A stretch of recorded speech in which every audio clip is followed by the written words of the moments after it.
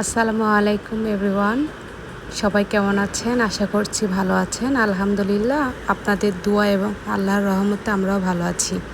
তো আজকে আমি আরেকটা ব্লগ নিয়ে চলে আসছি। অনেক দিন পরে ব্লগ আপলোড দিচ্ছি, কারণ দেখা যায় এই ব্যস্ততার কারণে, তার চেয়েও বড় কথা আমার ছেলে মেয়ে খুব অসুস্থ ছিল, যে কারণে আমি অনেক দিন যাবৎ ব্লগ দিতে পারি নাই। সো আমি আজকে ফাইনালি ব্লগটা দিলাম। এটা মেট্রো রেলে যেদিন গিয়েছিলাম, সেদিন যাওয়ার পথ মানে আসার পথে আমরা বাসায় ফিরছিলাম, সেই টাইমের ভিডিও। তো আমি একটু ক্লিপ নিয়ে নিয়েছিলাম, সো এটাই আমি আপনাদের সাথে শেয়ার করছি। তো আমরা ঘোরাঘুরি শেষ করে এখন আমরা চলে যাচ্ছি, কারণ 9টার মধ্যে মেট্রো রেল বন্ধ হয়ে যায়। এর জন্য আমরা একটু তাড়াতাড়ি করে যাচ্ছিলাম। দেখতেই পাচ্ছেন মেট্রো রেল একটা চলে আসছে, এর জন্য মানুষজন এখন বের হচ্ছে। তো আমরা তাড়াতাড়ি করে যাচ্ছিলাম, কারণ টিকিট কাটতে অনেক বড় লাইন থাকে, সেখানে গিয়ে আমাদের অনেকটা টাইম চলে যাবে। তো চুমু আনায়াকে নিয়ে যাচ্ছে, আর আয়ানবাবুকে প্রিয়া নিয়ে আগেই চলে আসছে।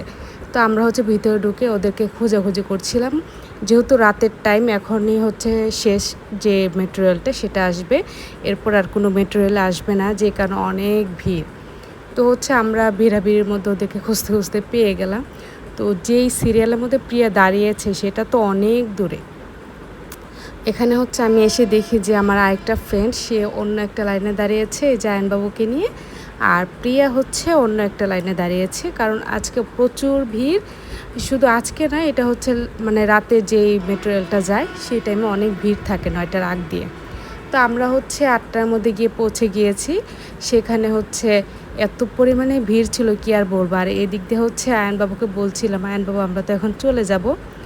তো আয়নবাবু বলছিল যে মেট্রো রেল কোথায়? আমরা বললাম যে মেট্রো রেল আসবে।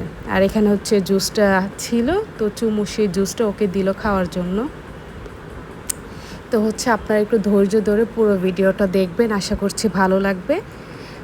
আর আমি যেহেতু অনেক ব্যস্ততার কারণে তেমন একটা ভিডিও দিতে পারি না, তো কিছু মনে করবেন না। আর এইদিকে আনায়া বুড়ি ঘুমে পড়ে যাচ্ছিল, যেহেতু ওরা দুপুরবেলা ঘুমায়, তো আজকে ঘুমাতে পারে নাই, যে কারণে এখনই ঘুমিয়ে যাচ্ছে। আর আয়নবাবু এত ছোটাছুটি করছিল এত মানুষের ভিড়ে, ওকে খুঁজেই পাওয়া যাচ্ছিল না। দেখা যায় সবসময় ওকে চোখে চোখে রাখতে হচ্ছিল। আর এদিকে দেখেন, ওকে আর আনায়াকে গাড়ি কিনে দিয়েছিলাম, সেগুলো নিয়ে ও খেলতেছে। ও নতুন কোনো খেলনা পাইলে সেই খেলনাটা আর হাত থেকে রাখে না, রাতে ঘুমাতে গেলেও সাথে করে নিয়ে ঘুমায়।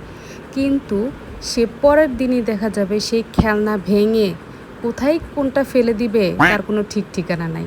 তো গাড়িগুলো নিয়ে এখানে দুষ্টুমি করতেছিল, আর আমরা চোখে চোখে রাখছিলাম এত মানুষের ভিড়ে যেন হারিয়ে না যায়। আর প্রিয়া তো সবসময় ওর পিছনে লেগেই ছিল বডিগার্ডের মতো, কি আর বলবো। তো ফাইনালি আমরা মেট্রো রেলের ভিতরে উঠে গিয়েছিলাম। আমরা যেহেতু আগে আগে উঠেছি, যে কারণে আমরা সবাই এখানে সিট পেয়েছিলাম। আর যেহেতু লাস্ট এটাই মেট্রো রেল ছিল, যেখানে মানুষের ভিড়টাও একটু কমই ছিল। সামনে স্টেশন থেকে দেখা যায় আরও মানুষজন উঠবে, একটু ভিড়টা বাড়বে। এখন একটু তুলনামূলক ভিড় কম। তো আমরা সবাই এখানে বসেছিলাম, আর দেখতেই পাচ্ছেন এখানে অনেক মানুষজন দাঁড়িয়েছিল। আর একটু সামনে গিয়ে যে স্টেশন থেকে আরও লোকজন উঠবে, তখন আরও ভিড় হয়ে যাবে। আর এই যে আনায়া বুড়ি ঘুমিয়ে গিয়েছে। আনায়া বুড়ি তো সেই অনেকক্ষণ আগে ঘুমাইছে। আর এদিক দিয়ে আমি আয়নবাবুকে বলছিলাম, আয়নবাবু একটু এদিকে তাকাও, আমি একটু ভিডিও করি। দেখেন দুষ্টু ছেলের কাজ, এত দুষ্টুমি করে। যখনই ক্যামেরাটা অন করে ওকে যদি বলি যে আয়নবাবু সুন্দর করে একটু ভিডিও করি, তখনই ওর দুষ্টুমি শুরু হয়ে যায়। দেখেন তো কি একটা অবস্থা করতেছে, সবাই মিলে দুষ্টামি করতেছে ওর সাথে। সবাই বলতেছে আয়নবাবু দুষ্টুমি করে না, সুন্দর করে ভিডিও করো, কিন্তু কারোর কথাই শুনতেছে না, ও দুষ্টুমি করতেছে, দেখতেই পাচ্ছেন। আর আয়নবাবু প্রচুর দুষ্ট, মানে কোথাও গেলে ওকে নিয়ে গেলে ও বেশি দুষ্টুমি করে মানুষজন পেলে। আর এই দিক দিয়ে প্রিয়া দুষ্টুমি করে ওর গাল চেপে বলতেছিল যে এই ছেলে সুন্দর করে কথা বলো, ভিডিও করতেছে। কিন্তু ও কি আর কারোর কথা শুনে? ওদের দুই বোনকে পাগল বানিয়ে দিছে।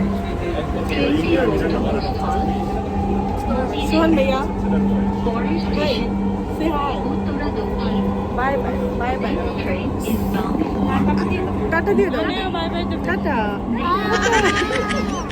টাটা,